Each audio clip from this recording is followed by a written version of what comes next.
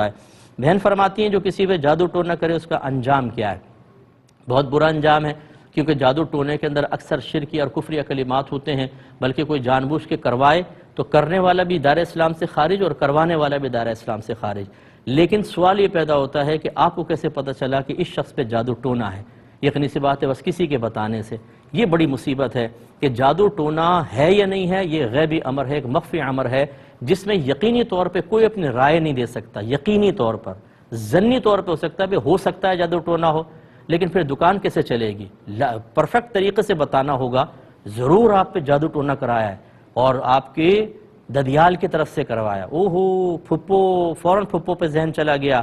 اتنے یقینی انداز سے ایک غیبی امر کے بارے میں جو بتا رہا ہے، سمجھ لیجئے وہ غلط آدمی ہے۔ ایسے سے تو علاج ہی نہ کروائیں۔ ہر ایک کوئی جادو ٹونا نہیں کر سکتا ہے۔ جادو ٹونا کوئی آسان کام نہیں ہے۔ آپ مطلب ہم لوگ سمجھتے ہیں ہر چیز جادو ٹونا، کوئی آسان کام ہے جادو ٹونا کرانا، ایسا نہیں ہوتا ہے۔ تو لہٰذا کسی کے کہنے پر آپ نے یقین کر لیا کہ جادو ٹونا ہے اور اب آپ اس کا انجام بتا دیں اور شبہ ہے پھپھی پہ، تو اب پھپھی کا انجام یہ ہوگا، یہ کیسے ہو سکتا ہے؟ کوئی آپ کے بارے میں کہہ دے، جو بہن نے ہمارے کوسچن کیا کہ آپ نے جادو ٹونا کرایا اپنے بیٹے پہ، کیا کریں گے آپ؟ قسمیں کھائیں گے کہ نہیں؟